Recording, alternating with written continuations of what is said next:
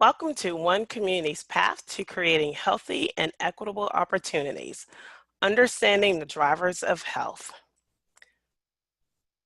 This webinar is possible because of the collaboration between County Health Rankings and Roadmaps, based at the University of Wisconsin Population Health Institute and the Robert Wood Johnson Foundation.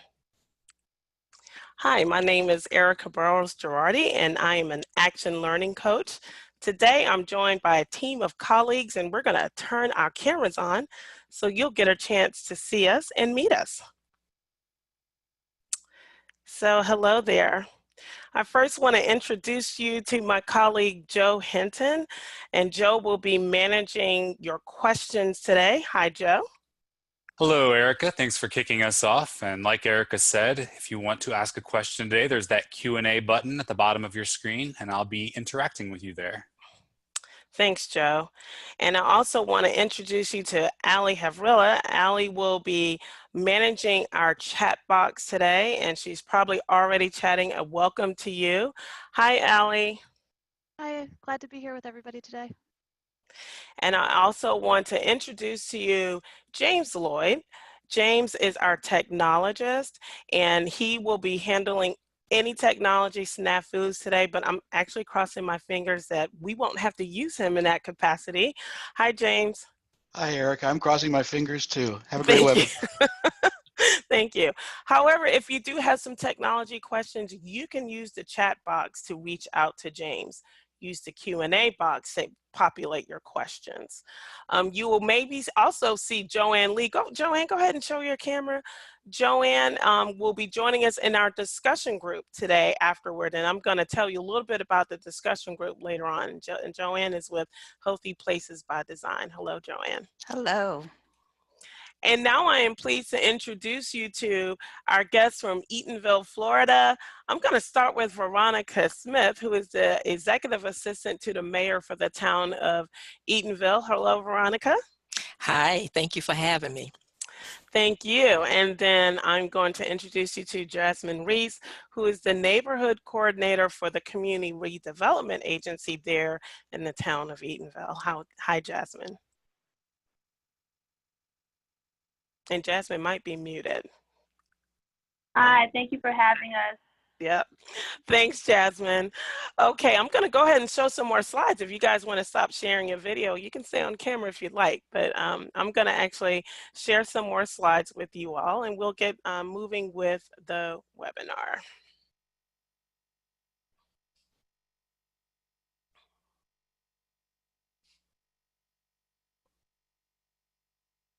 Well, actually, I never stopped sharing slides. I just realized that.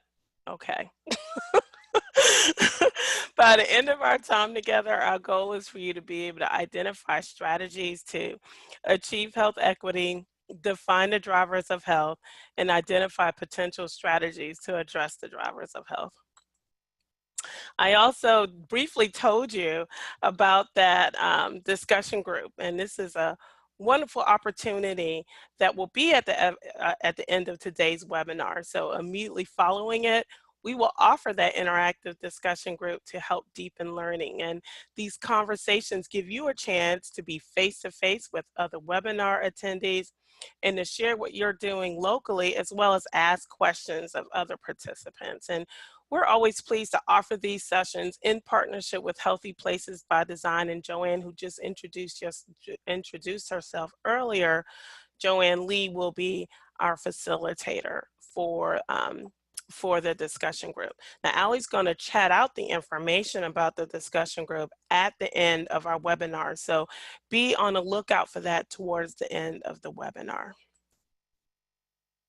County Health Rankings and Roadmaps works diligently to engage communities in improving their health outcomes. And we also work hard to increase health equity. This is a must if we're ever going to improve health outcomes for everyone. We believe that everyone should have a fair opportunity to be as healthy as possible. We also believe that the choices we make are based on the choices available to us. Think how much stronger our communities would be if our children attended high-quality schools, if everyone earned enough money to afford the essentials, And if we all felt connected to our communities, regardless of where we live, the circumstances we were born into, or the color of our skin. So creating the conditions where everyone in our communities have the same opportunities to thrive like this is how we begin to advance health equity. County health rankings and roadmaps provides data, guidance, and examples to assist communities just like yours advance health equity.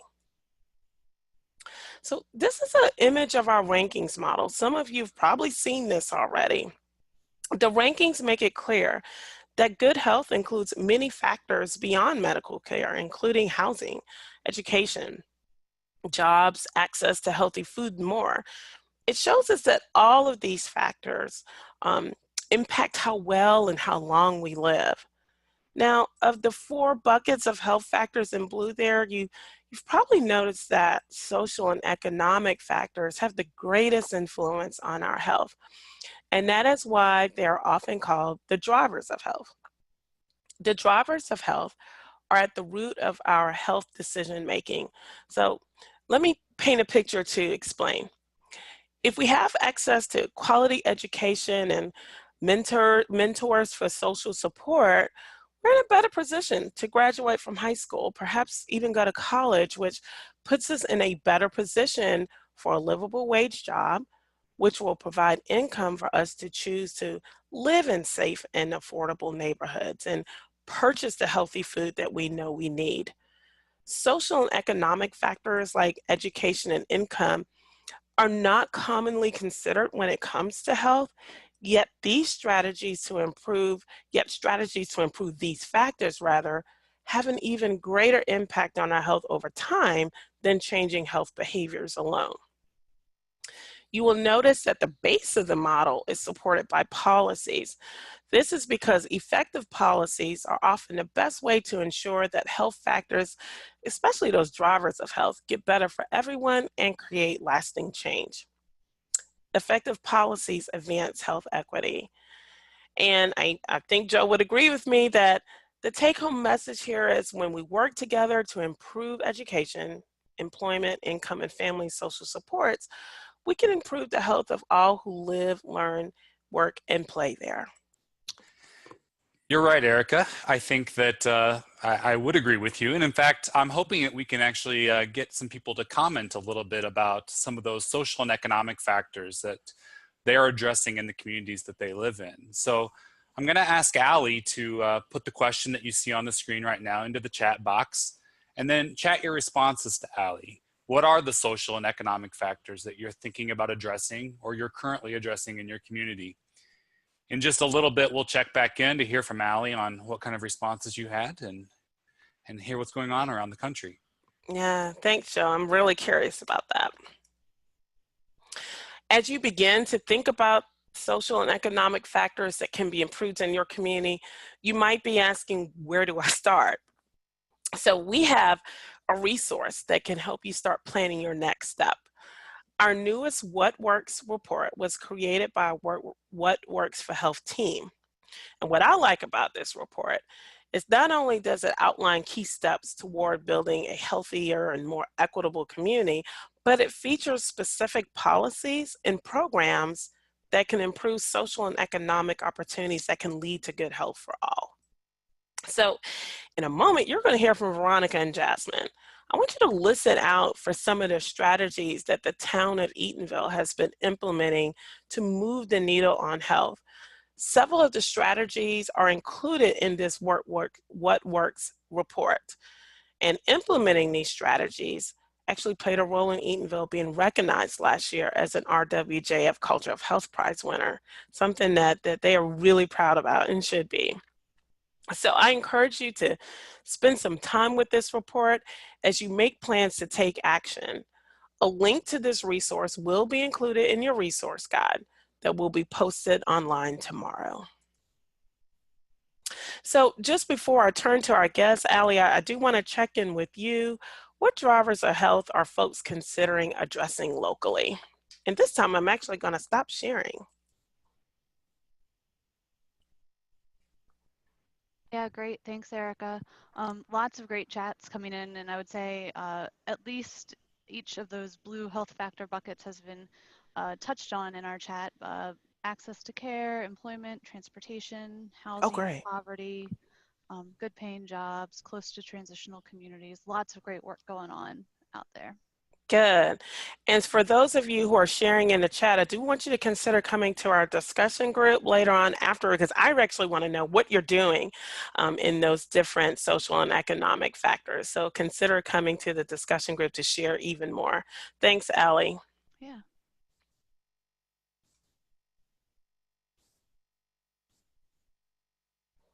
So at this point, I'm going to reintroduce you to Veronica Smith. Again, she's the executive assistant to the mayor of the town of Eatonville. And Veronica, I want you to first tell us about the town of Eatonville. Hi, Erica. Yes, the historic town of Eatonville is the first as well as the oldest Black incorporated town in the United States, established by people of African descent, and it was incorporated in 1887. It started with newly freed slaves coming from Georgia, Alabama, further north, and the not yet incorporated Maitland first settled the town in 1880. Those newly freed men, they labored to clear the land, they plant crops, they build houses, hotels, railroad systems, and those same men became community leaders, businessmen, men, as well as respected citizens of the new developed town of Maitland. But I'm proud to say on August the 15th, 1887, there were 27 electors who gathered at Town Hall, cast their votes for several town officials. Thus, we call Eatonville the first town to be organized, governed, incorporated by African American citizens in this country. And I would like to also add that in the early life of Eatonville, there were three pillar institutions. We had the church, the school, and the family that made up the historic town of Eatonville. Yeah, that's so interesting to me. I remember when you first told me that, the first thing that came to my mind was like, even before our rankings model was created, that the residents of Eatonville recognized the importance of social factors and well-being, like the church and That's the right. school and the family, and how that helps with, creating a healthy environment. Some of you may know that I'm an anthropologist. For those of you who don't know, now you do know. But one of the first things I learned about Eatonville, Veronica, was that it is connected to the Harlem Renaissance author and anthropologist Zora Neale Hurston. So tell us a little bit about Zora's connection to Eatonville. Well, Eatonville is the home of the Zora Neale Hurston Festival Arts, which is an arts and humanities event that takes place every year. That event attracts thousands and thousands of people from all over the world. And Eatonville is noted also in the National Registry and the Smithsonian Museum in Washington, D.C., where both the town of Eatonville, along with Zora Neale Hurston, is recognized. Great. And in Eatonville, local elected officials and community leaders have devised a strategy to create opportunities for residents to thrive in Eatonville. And what are the three elements of that strategy that you and Jasmine are going to touch on today?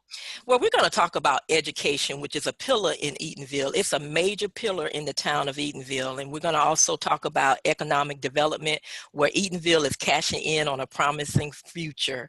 We're going to also talk about health equity, equity for a lasting impact. Awesome. All right, guys, sit back. Let's go. Let's talk about this. Yes. Because we're going to start with education, because one of the major assets of Eatonville is the historical Hungerford Preparatory School. Now, I live in Central Florida. For those of you who do live in Central Florida, you've heard of this school. And I love how this school has been a consistent pillar in the town and has had a lasting impact on the importance of education in Eatonville. So Veronica, if you wouldn't mind, give us a brief history of the school, and can you speak on the historical significance of creating access to quality education for residents in Eatonville? Well, the Robert Hungerford Preparatory High School was formerly known as Robert Hungerford Normal and Industrial School, and that was between 1889 and 1967. It was the first school for African Americans in Central Florida, and it was modeled after the Tuskegee Institute, which is in Tuskegee, Alabama. And the pride of the school was to provide top quality academics as well as vocational training to those students that lived on and off site to the Hungerford High School. Because quality education was so valued among the community, many of the residents would donate hundreds of acres of their land towards the school. Not only did they receive a quality education at Hungerford Preparatory High School, but they also received positive work ethics, strong moral values, as well as the proper social graces. And I would like to continue to add to the legacy of the Hungerford Preparatory High School, which was established in Eatonville. Today, our community still seek that same quality education. Through the newly reconstructed and rededicated Hungerford Elementary School, we're very proud of that school. The new school will house our International Baccalaureate World School, which is ground zero for an innovative STEM magnet program. And this is the first of such in our county, which is Orange County, and it is starting right here in the historic town of Eatonville. That's awesome. Yeah, Jasmine was saying earlier that Eatonville is known for a lot of firsts, and this is a really, really good thing. And I love how you have the older picture of the school juxtaposed with this newer school. Yes. And now I was told that I couldn't talk about Hungerford without mentioning Hostime. Now, what is Hostime's connection to Hungerford in the STEAM project? Well, Hostime is a globally recognized technology business which provides cloud storage and data management to businesses. They have locations around the world, but their headquarters is located right here in Eatonville. And Hostime aims to be heavily engaged in the local STEM community to advance our students in the areas of science, technology, engineering, and mathematics. Hostime also plan to create a How It Works space in their upcoming new facility on the former Hungerford High School campus in Eatonville, where young students can be exposed to the behind the scenes on how a data center works and how it powers the cloud. And Hostime plans to provide scholarships, programs, STEM training for Eatonville students and residents upon completion of that facility. And I like to always say, in the words of Mayor Eddie Cole, this is an exciting time for Eatonville, and we are elated that Hostime is the pioneer of these 99 acres here at Hungerford property. The town council is cognizant of the history, texture, our historic texture, our rich culture. We look forward to venturing into the future. We're just a small town with such big plans. Absolutely, Yeah. absolutely. That's awesome. And Jasmine, I want to bring your voice into the room because I know that providing career and technical education is part of the academic curriculum and is one pathway to ensure that all students complete their education and have a successful career. It's actually one of the strategies that you will find in that What Works report. Jasmine, how has the town of Eatonville partnered with a private agency to ensure that students receive career guidance? And I might have to remind you to get off mute. Okay. Every No summer problem. we partner with Career Source Central Florida to place high school students in various departments within Town Hall based on their interests. And so this allows them to gain practical experience as well as secretarial training. And so Career Source pays the students, making it essentially a paid internship or job.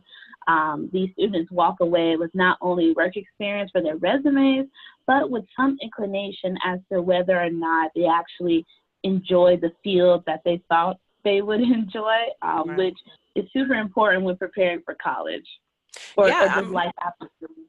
Yeah, I agree. I mean, because here they are getting that work experience. I love the fact that they're getting paid. Can we say that?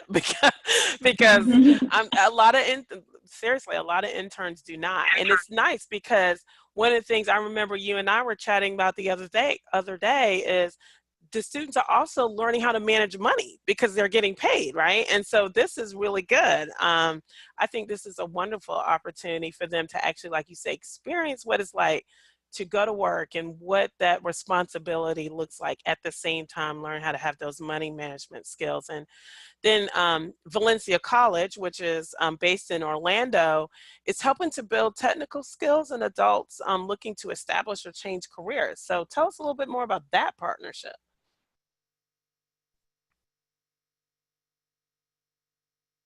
Uh-oh, Jasmine? Hope I didn't lose her. Can you hear me now? Yeah, I can. Great. Tell us a little bit about that partnership. So traditionally, learning a skill or trade was how African Americans were able to make a living and support their families. Even in Eatonville, like Ms. Veronica said, students at Hungerford Preparatory School learned trades and fostered a self-sustaining community. And we still believe that to this day. And so the town of Eatonville partnered with Valencia College to increase access to their accelerated training program. And Valencia recognized the high demand for construction work in Central Florida, i.e. the ultimate I-4 project. And so we partnered with them to bring their construction program to the town of Eatonville. And so the CRA, the Community Redevelopment Agency, along with a private donor, enter the conversation and provide $10,000 worth of scholarships for Eatonville residents to attend the program. And so like at the end, the students, they earn their certifications that would increase like their chances of earning a higher wage, as well as were assisted with job placement. Yeah, that's awesome. And Jasmine was making reference to I-4 reconstruction, and I'm telling you, this just like construction all around. So how fitting is this to go ahead and prepare people to be able to to take advantage of those job opportunities? So that's great. By the way, if any of you live in Florida, you feel us when we say the I-4 construction project. We have been buried under concrete, literally. It's been daunting. But Jasmine, I know that Eatonville was also part of another partnership to help support residents in their continued learning so they can be better self-advocates, which I really love this story about leadership at Eatonville. Tell our audience about that. Okay. Leadership Eatonville is hosted by Polis Institute, which is a nonprofit, and they work to strengthen communities by empowering residents. And so they do a lot of work in Central Florida, but again, in Eatonville, they've hosted a numerous amount of these workshops.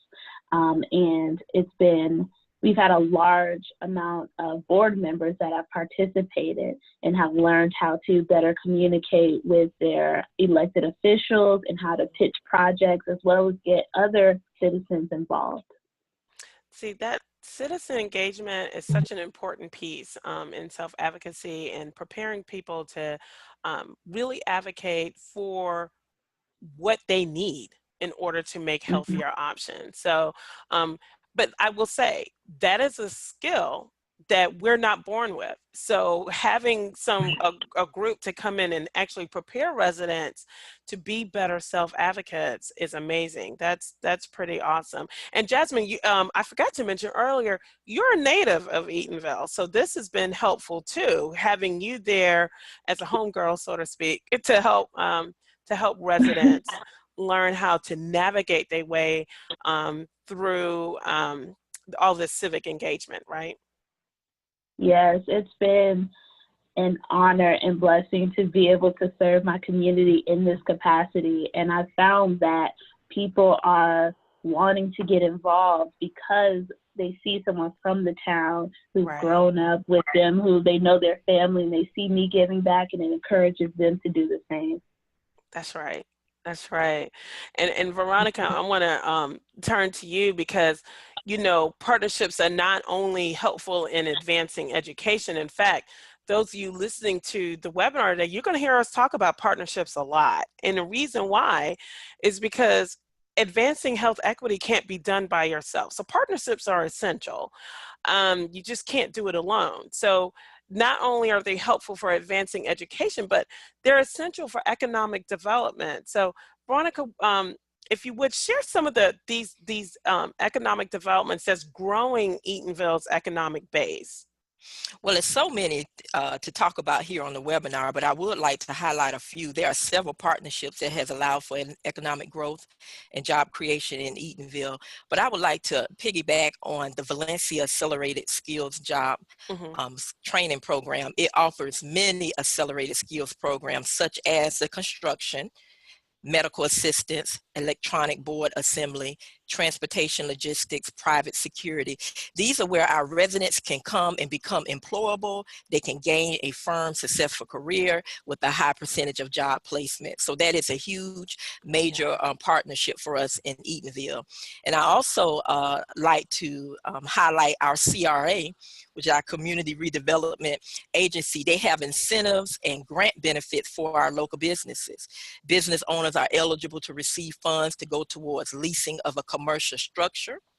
They're also able to receive the business lease subsidy grant, which allows business owners to receive funding to go towards leasing commercial property. And then the Economic Redevelopment Proposal Grant, where business owners are eligible to receive funding to address slum and blight, as well as provide employment opportunities within the town of Eatonville CRA district. And along with these incentives and these benefits, it creates jobs as well. That's right. That's right. And so you have the incentive programs that are helping small businesses start up. That's great, right? I mean, yeah, that's major. Yes. And then the other thing I want to point out, because what you just shared was awesome, talking about all these incentive programs. I want to share with you that Veronica made sure. And so thank Veronica for that. She was like, I want people to know they can read more about these incentives. She actually has included a link to the Community Redevelopment Agency's website. That's going to be on your resource document that you're going to receive tomorrow. It will be online, posted online tomorrow. And you can read more about those incentives. And you may find that if you're in the Eatonville area, you may be eligible for them. So check it out. And thank you, Veronica, for making sure I put that on the resource guide. Oh, but you're welcome. So, but I know when we talked earlier, tell me about Zaxby's. Zaxby's, by the way, is the first franchise to take root in Eatonville, and they have a program in which they are required to look at residents first in terms of eligibility, rather, for hiring. I think that's awesome. Yes. And Sunshine Health has brought numerous jobs to the town of Eatonville. But let's go back to the Polis Institute, because they're helping residents to prepare for all of these new jobs that are pouring into Eatonville. Tell us a little bit about that. That's correct. And as Jasmine previously mentioned, Polis Leadership Training, which is Leadership Eatonville, offers leadership training to residents, affording them the opportunity to develop their skills, their knowledge base, and have confidence as they seek potential job promotion, new career opportunities. And also it prepares our residents for community engagement. Some may want to go into government. They might want to run for an elected position. And so Polis Institute bring in this training to help our residents to learn these skills. And some of the skills that they're learning, some of the lessons that they're learning in the Polis Institute is leadership skills for the 21st century, lead support community initiatives. They are fellowshipping with other residents, as well as learning public speaking and advocacy. And they're learning how to do project management strategies, and then having that conversation and learning how to interview effectively. These are just some of the many things that Polis Institute offer in the Leadership Eatonville classes. I love that, the public speaking and the advocacy, and having people sharpen rather their interviewing skills, learning how to manage projects. That's right. This is such a gift to residents, to prepare them to be more employable. So I don't want to leave this slide without touching on the Wayne Dench Center, because this is a transitional housing program that's being transformed into apartments for people who have some behavioral health challenges. And I point this out because housing is a critical issue for a lot of local communities. And this is just one more way that Eatonville is providing an opportunity for everyone in their town to thrive, regardless of their ability. This is just so exciting. That's right. Yeah. Jasmine, I know that in addition to Holstein, the Hungerford property is also involved in some of this economic development. So tell us a little bit about the economic development opportunities happening on the Hungerford property, other than Holstein. Oh, yes. That property is so important to the town. It's sacred, not just to Eatonvillians, but to Blacks in the South into American history. As Ms. Veronica stated, residents gave their land to contribute to the Hungerford property until the 1950s. They turned it over to the Orange County School Board to ensure Hungerford's longevity. Unfortunately, due to multiple circumstances, it closed in 2010. But because it is the largest tract of land in town, it has the capability of changing the face of Eatonville. And so Orange County School Board has invited Eatonville to the table, rightfully so, to determine the future of the Hungerford property. And so this presents us with a unique opportunity to reimagine the future bigger and brighter. Yeah. And part of that Hungerford tract is a small portion is going to be where Holstein erects its official headquarters. Awesome. So you turned what could have been just maybe perceived as a failure to an opportunity. This is now an opportunity for us to find a way, like you say, to reimagine Eatonville and make that property useful for the town of Eatonville, and keep the Hungerford site just alive and well in your history as well. I love it. Yeah. Now, you got to tell our audience about Dejan Eats. I'm going to let you do that. Yes, I absolutely love and adore Dejan Eats. It's a vegan restaurant with Jamaican flair created by Chef Jen, who is a lot of fun and charming. The restaurant is basically a manifestation of who Chef Jen is. It reflects her culture and values. And she started in a gas station on OBT. And for those of you who may not be from Florida or familiar, OBT is Orange Blossom Trail. And she grew so popular that she needed to expand and chose to lay roots in Eatonville. And not only is she appreciative of our history, but she also wants to be part of our future and change the conversation around veganism in the African American community.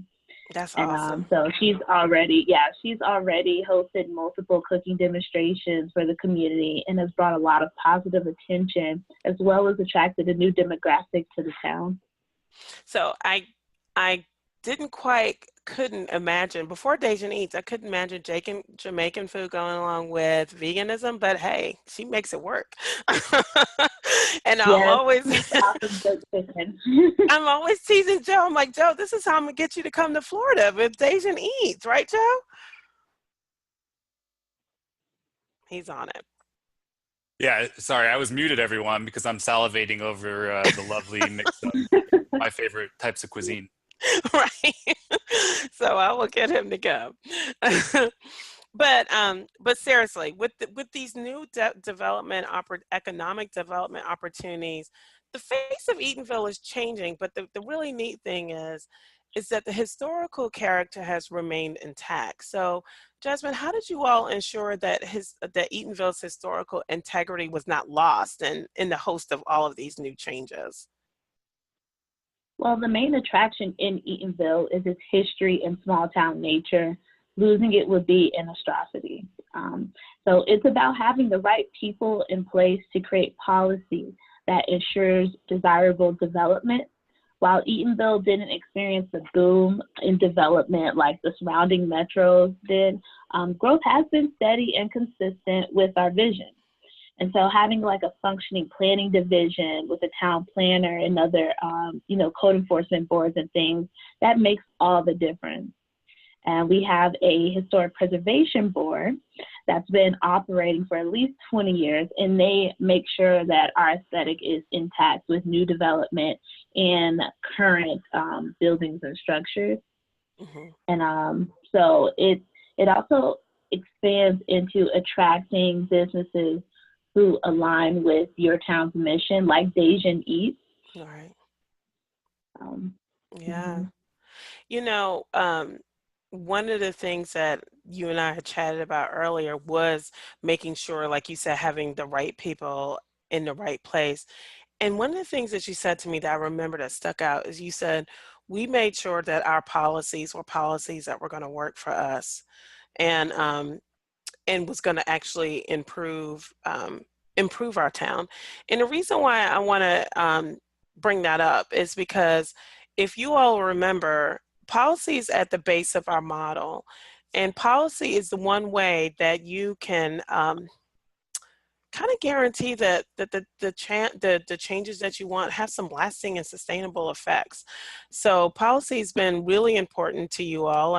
I know that some of the policies that were written into your economic development plans has actually been responsible for all the jobs that are now available to Eatonville residents. So really, really important. Also having the historical preservation folks at the table as well, making sure that even while you bring Eatonville into the 21st century, you're not losing that historical integrity. So, you know, the education and economic opportunities are really important underpinnings for advancing health equity. So I really want to switch the conversation to that. And I see that Eatonville's health equity strategy touches on all of these components that you have here on this slide. Jasmine, tell us how the residents of Eatonville were involved in that health equity strategy. We have very engaged residents. And as a staff person, I do believe that the citizens are always the first step. So hearing what they have to say will let staff and elected officials know what and where our energies and resources should be directed towards. So just in our instance, it was a councilman that experienced some health difficulties that spurred health awareness town-wide, but it has encouraged more residents to speak up about their health issues, and which in turn allows us to tackle health inequities as a community. Right. I love that. I mean, that's great. That community leader actually spurred some conversation. And now we see residents that are not only taking control of what's happening with their future in Eatonville, but also beginning to take control of their health. And we see this with the creation of Healthy Eatonville Place, which is becoming an integral part of the community. And Veronica, I'm going to ask you to share with the audience, what is Healthy Eatonville Place, and can you tell us about how the story and how it became reality? Well, the reality of the Healthy Eatonville Place came as a result of what Jasmine just mentioned, citizen engagement. Through citizen engagement, municipal support, and outside funding, we were able to erect the health and wellness facility called Healthy Eatonville Place. The town of Eatonville's health improvement journey to comprehensive planning began after a baseline study that was conducted in 2011 to ascertain the health of the community by the University of Central Florida, which is a partner. A survey results revealed an alarming diabetes rate, and that rate was 24.2%, which was nearly triple the national average, nearly doubling that of African Americans. So it was a huge problem for us, and it spurred the attention of our community. The results also show that residents had high rates of hypertension at 49.8%, with high cholesterol in those who smoke. This resulted in a collaborative action plan, really a catalyzing collective action to form the Healthy Central Florida, which is another partnering agency, and the Healthy Eatonville team, which consists of a coalition of individuals who represent healthcare, government, non-profit, businesses, as well as community residents. And their goal was to address Eatonville's blight and health disparities, and to create policies, we spoke about policies earlier, to help to sustain the community in our efforts. They created policy and environmental changes through evidence-based strategies to make Eatonville a healthy place. Awesome. And I know that you guys have experienced some positive results from taking immediate comprehensive action to address health. And if we have time before the webinar ends, I might circle back to you for us to chat about some of those results. But if we don't have time, this is just, please do, folks, come to the discussion group, because if we have time in the discussion group, I certainly want you guys to hear about what's been happening with Eatonville, because we are seeing some positive changes in Eatonville's health outcomes as a result of all of this that's been going on. And it looks like several partners have committed to your vision of a healthier Eatonville. This is important, folks, because again, advancing health equity cannot be achieved in isolation. I saw that in your health equity strategy that we had on the other page, and here we see that even transportation is part of your health equity work. Veronica, can you tell us how transportation emerged to be a vital resource in the community, and how has your partners assisted with that? Well, you know, you can't do it by yourself. You have to have partners. There are many partners who have committed to the overall vision of Eatonville to make Eatonville a healthier place. And transportation happened to be one of those major needs in our community with our senior citizens, as well as others who may not have transportation. Our partnership with Healthy Eatonville Place through a grant through Morehouse University, they were able to assist individuals in transportation to their appointments, to pick up their prescribed medicines. And in addition to that, Healthy Eatonville Place was also able to provide services such as blood pressure checks every Monday. They have what they call Meet the Pharmacist, where the pharmacists come into the town and sit down with our residents and go over their prescription plan, in which residents don't have to travel outside of the community. Right. They can get these services right at their front door. And so we're excited about the partnership that we have with Healthy Eatonville Place, and our residents are really benefiting. This is an example how Eatonville has become really a dependable hub for our citizens, all within 2.5 miles. Yeah, did we mention that? The town is 2.5 miles, guys, and all these great things are happening. Yeah. So it's amazing. I really like that, how you've provided opportunities for your citizens to really take control of their health. So before we close, I just want to kind of reiterate some key points that I hope you've been listening out for. But part of Eatonville's success is their focus on residents. Did you get that? They creating opportunities for residents to gain leadership skills, employability skills. All of that has been so essential to their strategy. And they are providing opportunities for residents to have housing and transportation, in addition to health education, so people can be better informed about ways to be responsible for their health. Then they're also focused on youth, because youth are going to lead tomorrow.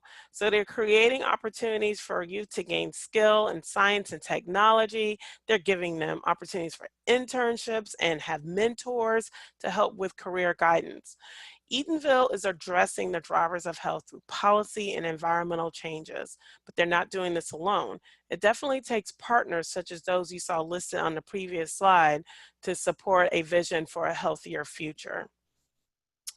I want to thank Veronica and Jasmine so much. We definitely appreciate you sharing your story. And I see you have this invitation to visit Eatonville. I'm going to join in that invitation, because I'm telling you guys, Eatonville is a great place to go. This town's a very resilient town. Despite obstacles that they have faced over the years, they have proven that with committed partners seeking to fulfill a common vision, positive change can result. So I want to invite our webinar participants to join our discussion after the webinar today. Jasmine will be there, Veronica will be there, and I'm actually curious about your stories. What are you guys doing out there in your communities, and what story is similar to Eatonville? So join us to share and learn from your peers. Now, in a moment, I'm going to shift to Joe, because he's going to lift up your questions. Some of you probably have some awesome questions that you want to ask. And while you're thinking about that, I want to make sure you get those questions into the Q&A box, because he's getting ready I'm getting ready to send it over to him. But right now, I would love for you to take a moment to click on the link that Allie is putting in the chat box. It is a link to our feedback survey. You don't have to fill it out now. You can just go ahead and open it up and minimize it for later. But I really would like to know, what are you thinking about our webinar? How can we improve it for you?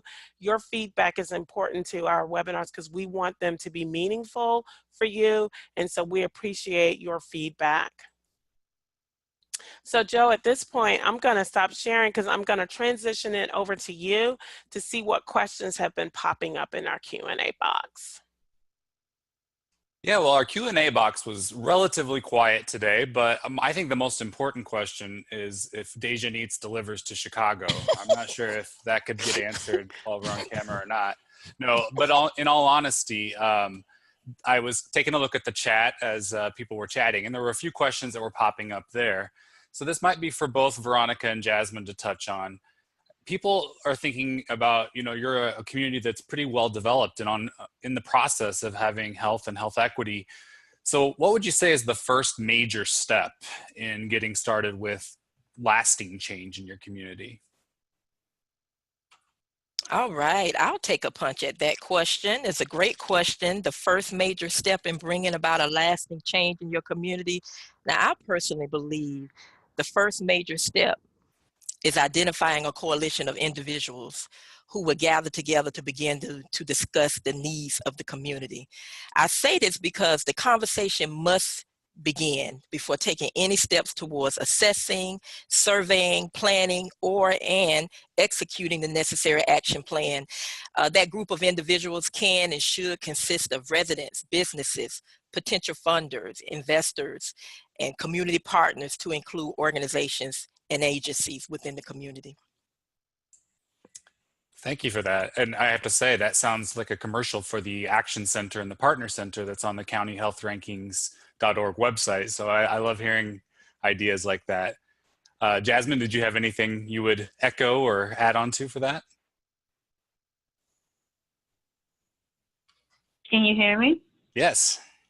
Okay, great. I mean, really, like Ms. Veronica said, it's starting with the people. It's getting those that are interested, or empowering those that are interested but don't, really know how to get started, or may be, nervous, and getting them to believe in the vision and to take action. Organizing is always important. It's the key ingredient to a successful campaign. So. Yeah, and we've actually we've gotten a few questions in the last couple of seconds about your engagement strategies, and maybe that's something that we could lift up a little bit more during the discussion group after our chat today. I think one real quick question, we had one that came in pretty early from Katya, where she mentioned, and the chat really lit up when you were mentioning the technical education programs. And I think that a lot of people were excited about that. Could you, either one of you, say just a little bit more about how the funding for those technical education programs happened and how they became part of the community? Well, I would add, we have a funding source which is called Career Source. And Career Source come and they partner with Valencia College. And through the funding opportunities there, our students are able to get 100% funding for the skills programs through Valencia. And as Jasmine mentioned earlier in the webinar, that we do have other partners, silent partners, that come on board and provide funding for those technical training skills. So there's a little bit of homegrown kind of talent access and finance access, which I think that always is a nice resource when you can access it. Thanks for sharing that. Yeah, and I would like to also add, and Jasmine can probably speak more to this, even with our CRA, our Community Redevelopment Agency, they came in and contribute funding as well. Excellent. So we believe in investing in your own. And so we believe in the collaboration, we believe in the partnerships, but we also believe in investing in our own.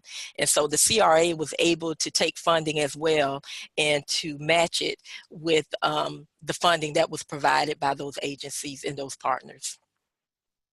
Yeah, sorry about that. I was talking and then realized it was on mute, and then Ms. Veronica stepped in to save the day. So she said exactly what you would have said, I'm sure.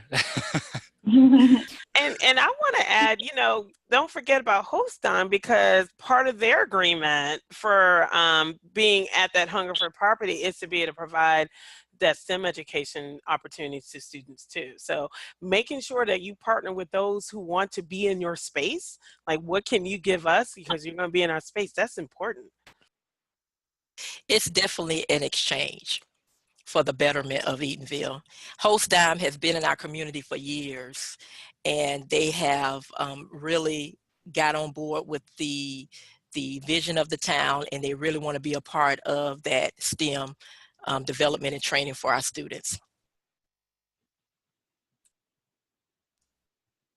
Do we have time for one or two more questions? A lot of people are interested in what a great asset the Hungerford property in general has been. And I was actually just about to respond to this in the Q&A box, but maybe you could just say a little bit about when the process began with redeveloping that site and kind of how it's ongoing.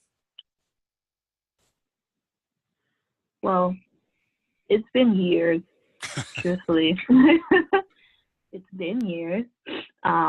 Citizens have been engaged in wanting to, bring life back to that property for some time now.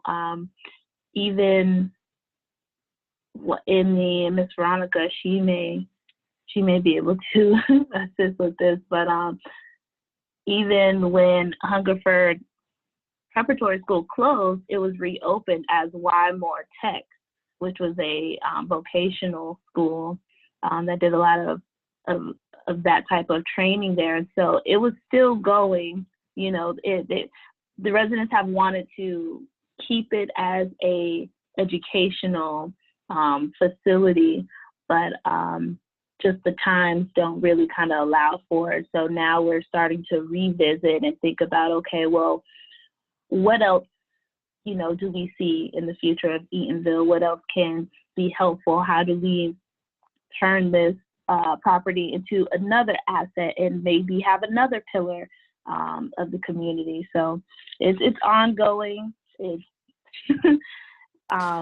it's passionate work, but and I would like to add, although it's no longer functioning as a school, the Hungerford property has always been operable and ready and accessible for use within our community.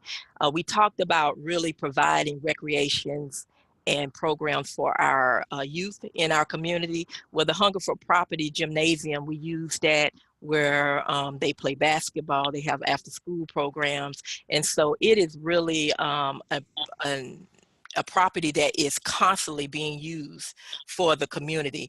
Now, in our redevelopment efforts, of course, we want to bring more revenue to the town.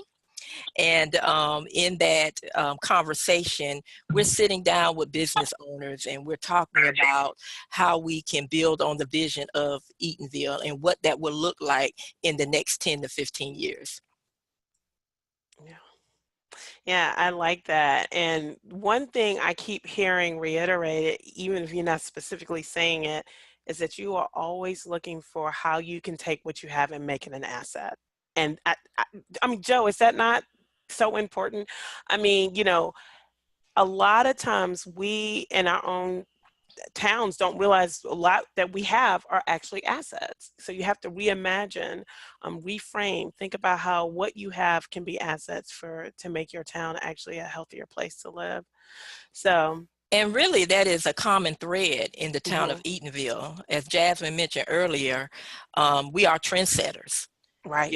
From 1887 being the first incorporated African-American town. So we know how to take minimal resources and make it into major projects, make it into major accomplishments and achievements. And so we don't believe in being wasteful. That's right. There you go. I love it. I love it. So Hungerford property is the pride of our community, and we're going to make sure that it's thriving. And a part of that moving into the 21st century and is making sure that we're connecting with businesses, we're bringing revenue into the town, we're connecting with technology, that we're on the cutting edge. So we do have to go back and revisit some things in order to bring us up to the standard of our society today. Amen to that. Go, Miss Veronica. I love it. I do feel like I preached that one. Yeah, you did. We heard you. I love it though. Seriously, I do. Hey guys, are you ready? Next week, in just 7 days, Joe, the 2019 rankings will be released. Can't believe So, it. yeah, believe that. So let me encourage you all to look at how your county is faring with these social and economic factors. Um, I want that to be the first thing you do. When you get into work on March 19th, turn on your computer, go to www.countyrankings.org, countyhealthrankings.org. And I cannot resist telling you that Joe and I have already previewed the updated website, and we have some cool features that I think you can look forward to trying out. So please be sure to be on the lookout for that, just 7 days away. And if you're new to us, if this is the first time you're with us, join us on April 23rd, where you can learn a little bit more about county health rankings and roadmaps and what it is that we do. And if you aren't new to us, join us anyway, because Joe and Justin Rivas will be talking about those new features I was telling you about. And those of you who have been part of our audience for some time, you will remember Justin Rivas. So he and Joe will be showing all of that to us next month on April 23rd. Again, I want to invite you to that discussion group that we've been telling you about. In just a few minutes, we're going to open up that room. It's going to be a Zoom meeting room where you can join us for a face-to-face discussion. Don't forget that Joanne Lee will be facilitating that discussion, and she is with Healthy Places by Design. Look out for that link. It's coming up. Allie's getting ready to send it to you. But right now, we want to know what you want to learn more about in that discussion group. So James is going to launch a poll for you to go ahead and complete. Check all that apply. Go ahead, James, and Joe is actually going to manage the poll.